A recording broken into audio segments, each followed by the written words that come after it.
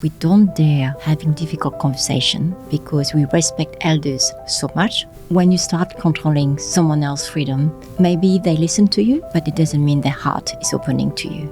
It's very, very difficult to be able to talk to somebody about what you really want to, because you will be always the gong, you will always be the M. How can you be able to talk about what equally?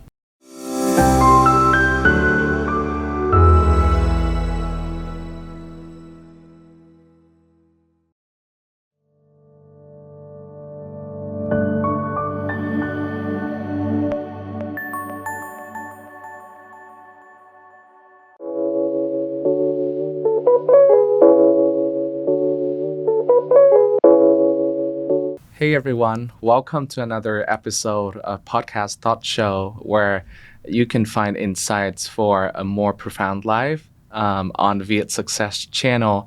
And I'm your host, Hài Trường, and today I am joined by My Holland, the CEO and founder of EQuest Asia.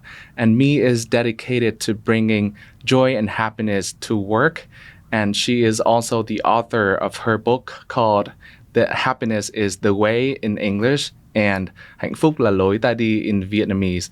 And she is the person who is perfect for discussing, topics relating to compassion, leadership, empathy, identities, and so on. And so in today's episode, we'll be talking about family values and freedom. And so I'm very excited to have you here today. Thank you so much for joining us. Thank you for inviting me. Thank you. And how are you feeling?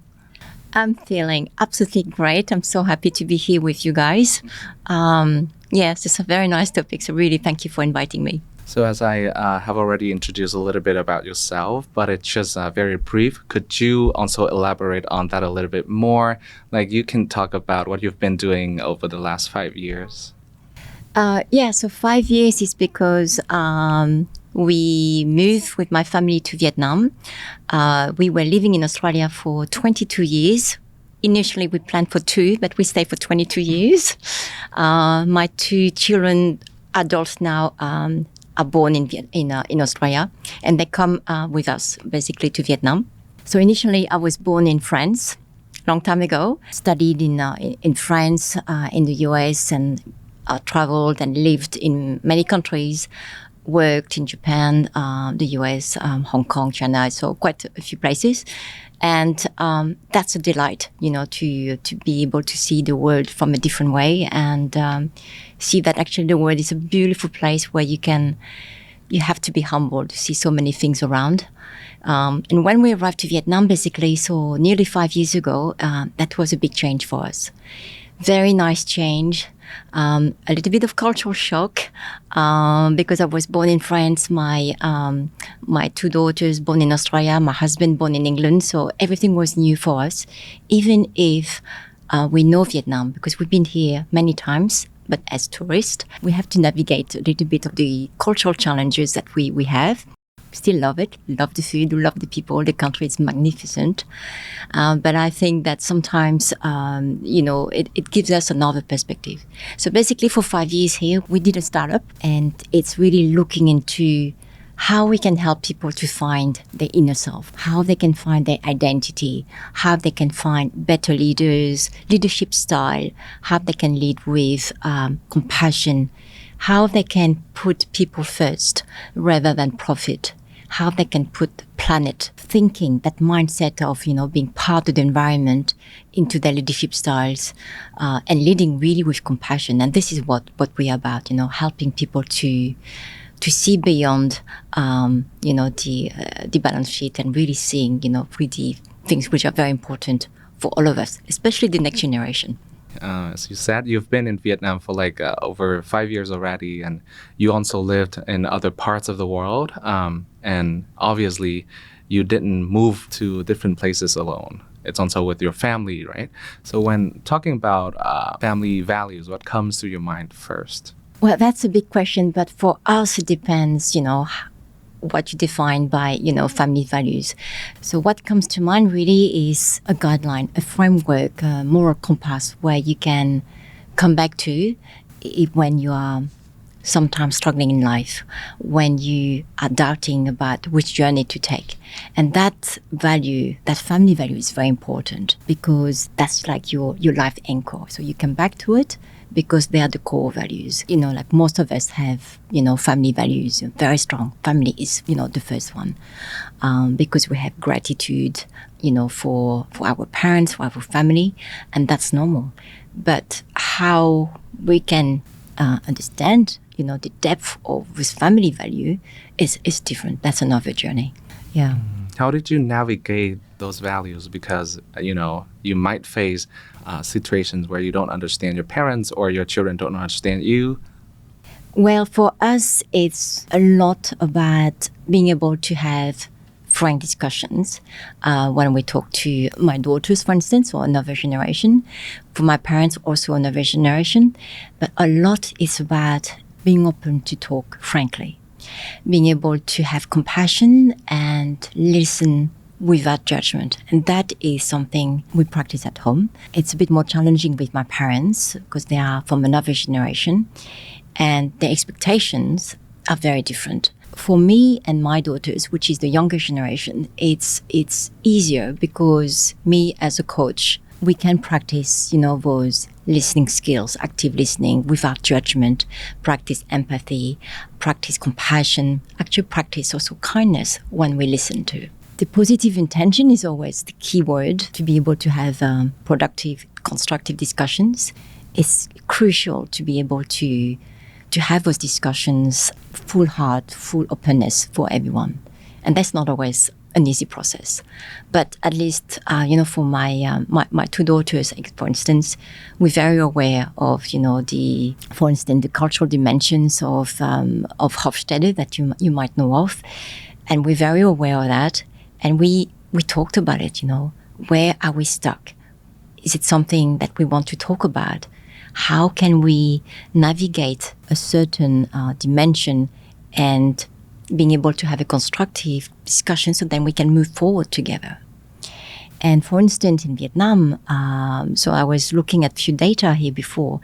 So that model of Hofstede, who is a German organizational psychology consultant who passed away a few years ago. So he did wonderful work on, how we can understand ourselves better by understanding which dimension can affect us in our normal living. For instance, Vietnam, if we're talking about the first dimension, is the power distance. It's how we understand that we always have that sense of hierarchy, power that we deny or not. And Vietnam is very high. Very high in power distance. Very, very high. Same as in Japan, same as in China, and same as the Philippines is very high. It's one of the highest. So you will never be able to challenge somebody who is older than you. Somebody who is born in a country where power distance is not such a big thing, it's more an equal base, then everybody is a friend. Even your parents or your grandparents is a friend. You're equal. So then you can have the discussions about, actually, I don't like what you said. Can we talk about it? I really don't like what you mentioned to whoever. Can we talk about it? And that's okay. So in Australia, it's okay. But if you do the same thing in Vietnam or in Japan, it's not that okay. And it's really about navigating that. How okay can you push? How that framework can actually frame your mindset so much that you cannot have that freedom of talking freely. It's not about being, impolite or disrespectful, not whatever, absolutely not. It's really about having that sense of how can we bridge generation together, those differences between generation and those values, and how strong are they? So then, because the strongest is actually love. And if we really refer to that concept of being loved and love, then those other values should be seen as less important. So it's really about reframing how we want to build long-term relationship and constructive relationship with, especially with the one that we love in our life. So I think some audience may not know about 6 cultural dimensions. So maybe if you can give an introduction about that, it would be great. So that model is based on the work from Hofstede. It's a magnificent work on cross-cultural studies around the world. So he was working for IBM for a long time, and he studied across the world, for many countries in different dimensions. So basically, the 6 dimensions is the first one is power distance, which is that sense of power between yourself and somebody else. How much can you challenge if somebody has a higher position than you? Can you talk to them or not? Or are you accepting it without challenging them? The second one is on the sense of feeling individualism. And that is, is it more of me, more important, or more the community? And on this one, again, like countries such as Vietnam is much more of a collectivist country, the us, the we, rather than the Australian one, which is about, the me first. And then you have the next dimension, which is what we call masculinity, but it doesn't mean a main thing. It's more about how much you are about going for harmony or competition. Competition is more of masculine mindset. For Vietnam, it's more about harmony. So it's about consensus, working together. I think Asian countries are kind of like less masculine. Absolutely. So the harmony is very important here, and therefore we will not challenge anyone because we like that sense of harmony, because we feel that we belong together. And of course, it's linked to that collectivism mindset as well. And the next one is what they call the uncertainty avoidance. This is how much you want to control the future. And Vietnam, for instance, is a very relaxed country about the future. It's a relaxed country. We're okay with change, with things changing tomorrow. We're okay with it. Surprises, it's fine. Me as a French person, I like to plan things. I like to plan ahead. And French has one of the highest score here because we like to plan and we like to stick with the plan, same as Japanese people. So when you're talking about values, is how can we navigate that? Do we accept that? Do we like it? Can we negotiate it? Do we want to understand? Do we want to change? And this is really about, those things. And then the next one is the long-term orientation. On this one, so Vietnam is medium. So, how much you're thinking about the future, the next generation. So that's medium here. And on Australia is more about, thinking about the now as well. So it's quite different. And the next one, and the last one, which is a very important one. This is the sense of indulgence. And the sense of indulgence is really about how much do you accept to have playtime with yourself, hobby. And Vietnam is scoring relatively low compared to Australian, for instance, which is quite high, so it's more about, my playtime is important. I need to have time to go on holiday. I need time to unwind, and I don't feel guilty about it. So I go to the beach after work, like in Sydney, and that's normal. In Vietnam, I think we feel a little bit guilty, about having good time for us, because I think we talked about this, it's more about, how can we enjoy life without feeling guilty? How can we enjoy life for us, not just always for the next generation or the previous generation? And that can cause some conflict at times. If they really think that they cannot talk to their parents, where is safe for them? Where is that emotional safety?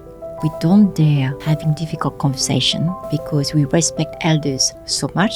Face is important. And they couldn't bear coming back home losing face, making their parents losing face. I think the idea of a moral compass is exciting. It's very fascinating.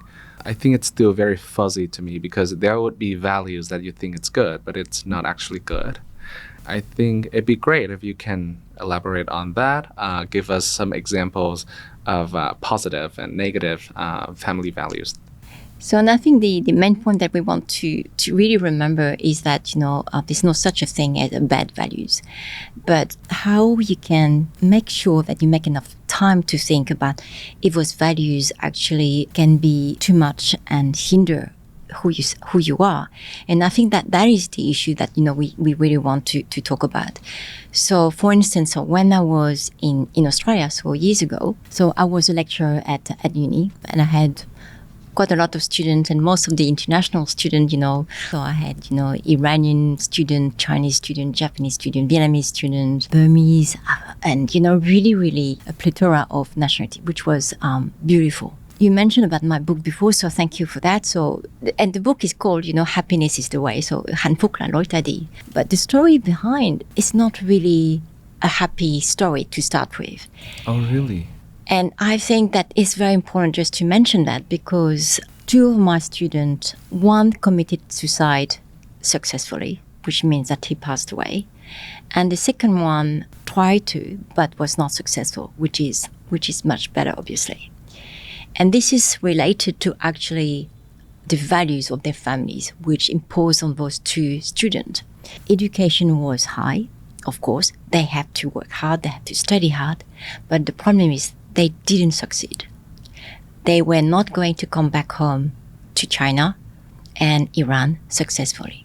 They were not HD students, they didn't do well, which is a big trouble, because they were not going to make their parents happy. So to be able to think about committing suicide, finishing their life, because they were afraid of the judgment of the family on their own parents, it's really, when you really think about the sense of, the power that the decision that they took is absolutely atrocious. And this is why, when you're talking about, the weight of values, it's absolutely something that we need to remember. So education is important, they knew it. But faith is important.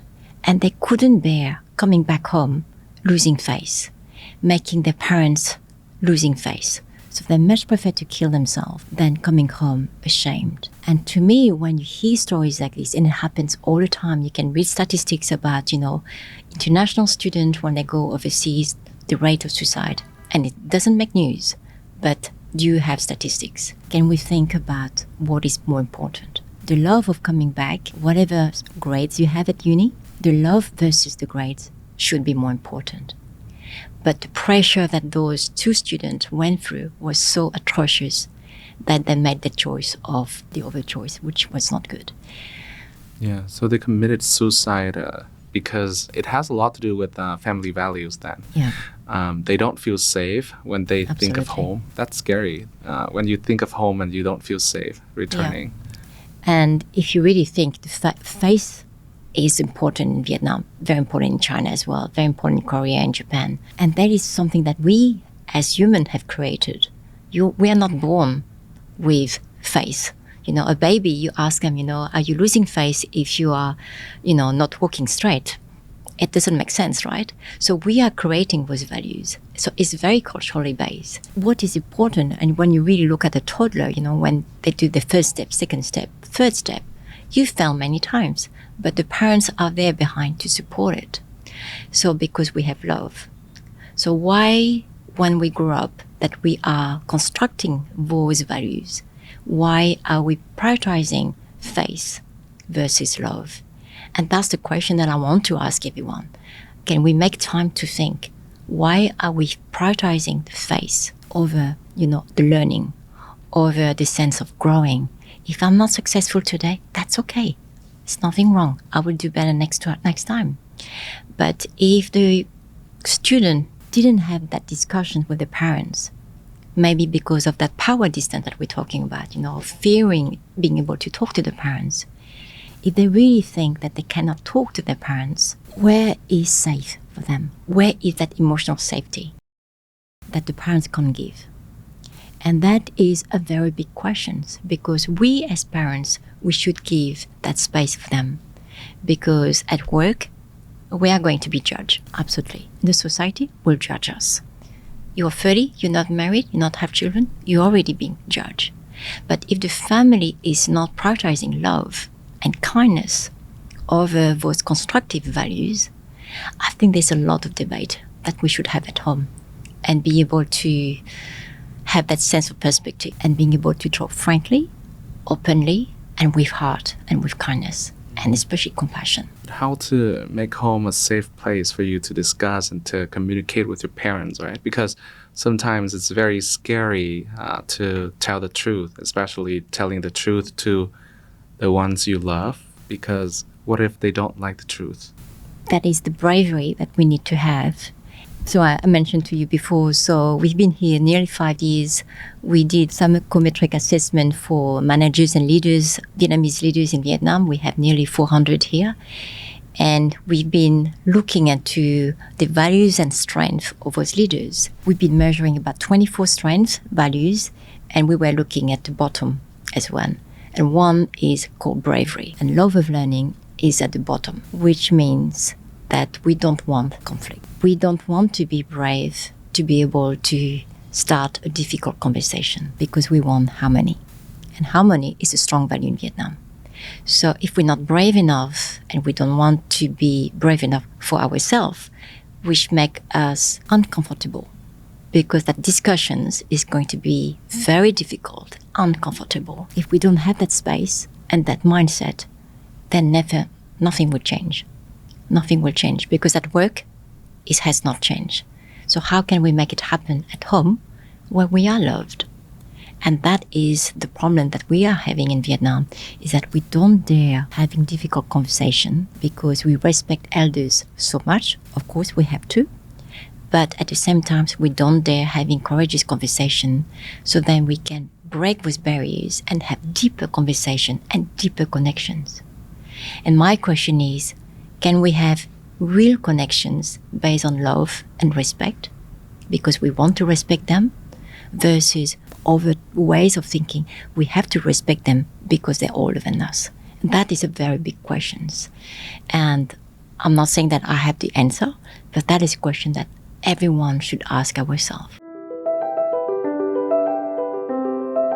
When you start controlling someone else's freedom, maybe they listen to you, but it doesn't mean their heart is opening to you. If you are overdoing with love, you are damaging the freedom of your child. The parents have not allowed actually that freedom for them to be who they are, and they want to be who they are. They have to move overseas to be who they are. So nowadays, a lot of people are obsessed with having freedom, as much of freedom as possible, like a complete freedom. Do you think it's a thing? Do you pursue freedom? And how do you define freedom? Well, freedom is a big concept, but for me, my own freedom stops where somebody else's freedom starts. When you see with COVID what's happening in Australia and America, that shocked me. To me, that should be, my freedom should not interfere in somebody else's health. It's a concept, where you define what it really means for you. But to me, it's not freedom at all price. It's freedom, but not having a selfish freedom. I don't want to be a controlling person. And I should not be, and I should not want to be that person. When you are into that space of respect, self-respect, but also respecting other people, despite their age, younger, or, even children, we're talking about even children, that is, allowing that freedom to blossom. It's no such a thing as, controlling somebody else's freedom, because you're touching their mental health, you're touching their well-being, you're touching their sense of purpose as well. When you start controlling someone else's freedom, maybe they listen to you, but it doesn't mean their heart is opening to you. Yeah, that's a very good point. I see beautiful values in Asian countries, but at the same time, in Western countries, individualism sometimes does me better than collectivism. So just curious about your opinion on that. Obviously, family values can also restrict us from having certain level of freedom in our lives. Could you tell us more about how that happened and how we can avoid that kind of problems? Well, I don't think that we can really avoid problems, but we can talk. We can talk through. And I think that comes back to what we're saying, if we cannot have frank discussions, we cannot feel emotionally safe, then it's very difficult to move forward. And this is why, it's not just based on trust, based on the fear of being judged. And I think it's really about how we can really have a two-way conversation rather than a one-way. And like I think we were talking before, how difficult it is to talk, at home, especially if you speak Vietnamese, is because of the language, which is already coming with a lot of hierarchy embedded on the vocabulary. So you are em, you are an, you are tu, you are co, you are bác, you are on. In English, it's very easy. You have just you. In French, you have tu and vous. When we are moving to conversations where we are already put ourselves in another scale system, it's very, very difficult to be able to talk to somebody about what you really want to, because you will be always the con, you will always be the M, and then how can you be able to talk about what equally? It's very, very difficult. So the language already is, has embedded that kind of thinking. So I'm not 20 years old anymore, but when I call a Grab, they call me M, and I say, hey, you haven't met me yet. Why make you feel that I'm an M? Because in the natural way of thinking, all women is always younger. In the hierarchy. Exactly, younger, lower. So then that comes back to another issue, which is, gender specific. So it's very difficult for younger women, to be able to talk to their families more than their brothers, because of all those vocabulary, pronoun that we have embedded in our language makes things very, very complicated.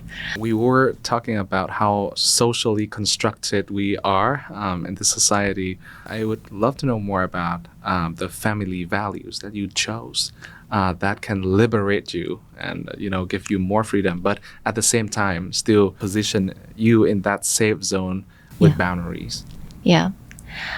Well, the family's values that we're having at home, the one very important for us is obviously education, open-mindedness, traveling the world to understand how much you don't know, humility, that is very important for us, and because it's linked to education, so you will never know enough, and this is why you have to learn and unlearn and question what you're learning, and for us that's very important.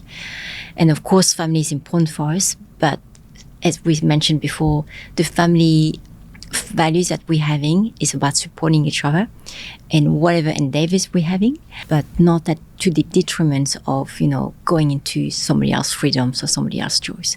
So that is something which is very important for us. So that is my immediate family, so for myself and my 2 daughters and my husband.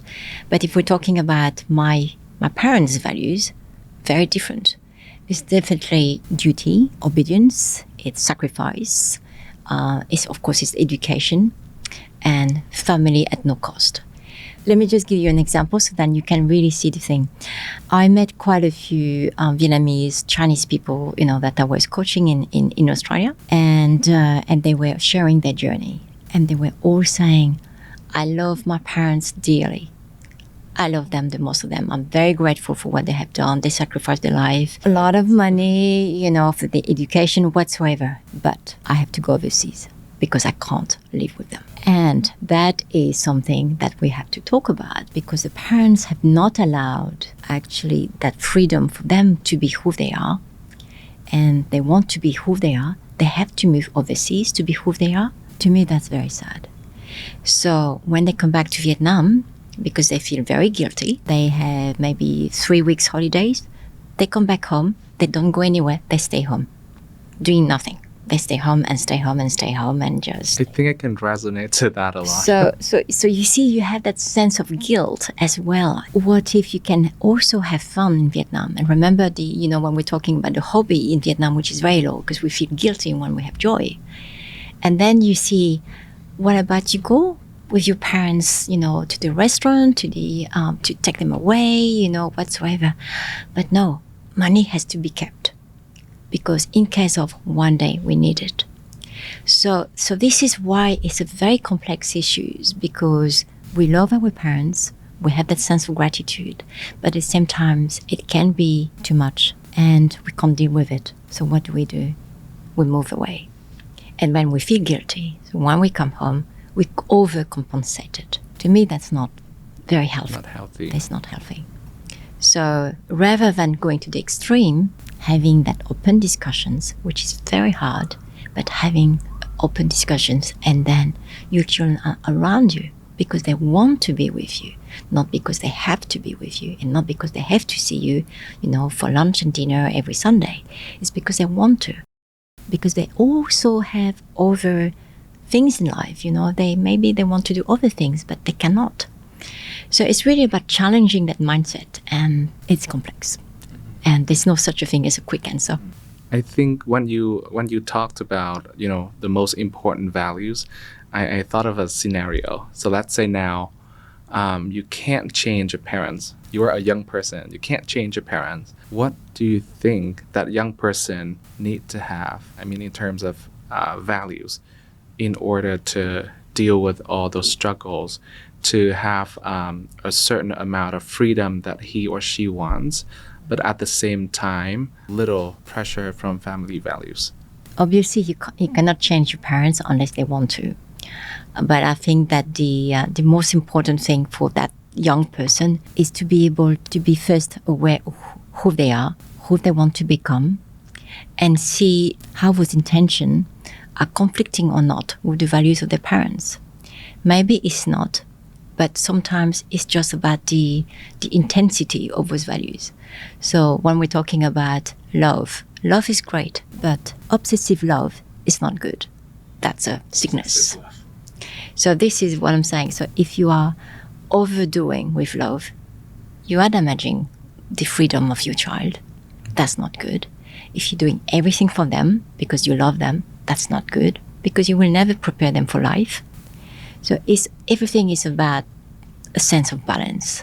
And then when you start just to question yourself, let's say, how much do I do or how much don't I do enough?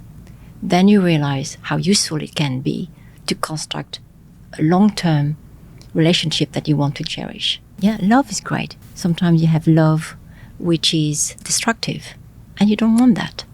You have love which is driven by jealousy. So this is really about how you can really look into what is your driver to be able to connect with the next generation. And usually when you start to think in that journey, you question yourself a lot, and you come back to that sense of balance, because your parents want you to do well.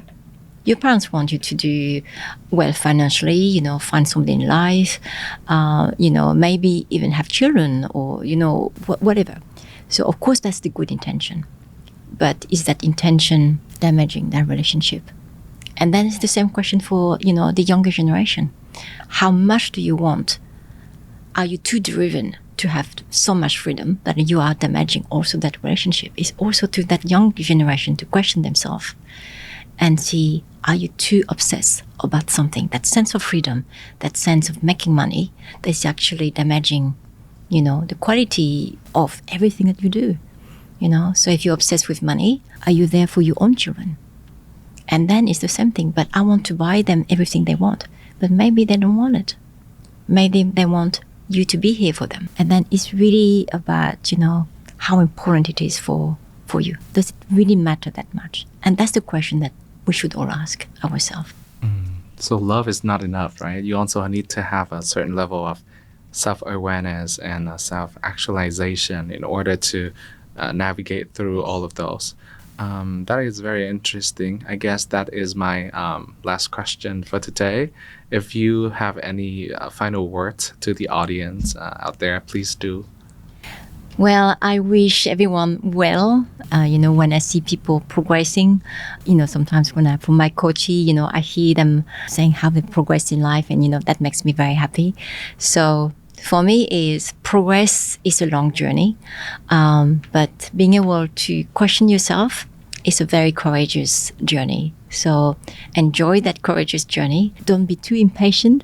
Work with yourself slowly, but work on yourself safely. Thank you so much. So you've been listening to a lot of insights from My Holland on the topic of family values and freedom. And indeed, family values can be very important, and we also need a level of self-awareness in order to have a certain level of freedom, and at the same time have the very safe zone for us to grow. Thank you very much for watching this video. You can also find the audio version of Podcast Thought Show on other different platforms, please don't forget to hit the like button, subscribe, and share it with your network on social media. And we hope to bring you more contents and insights from other speakers in the future. Thank you.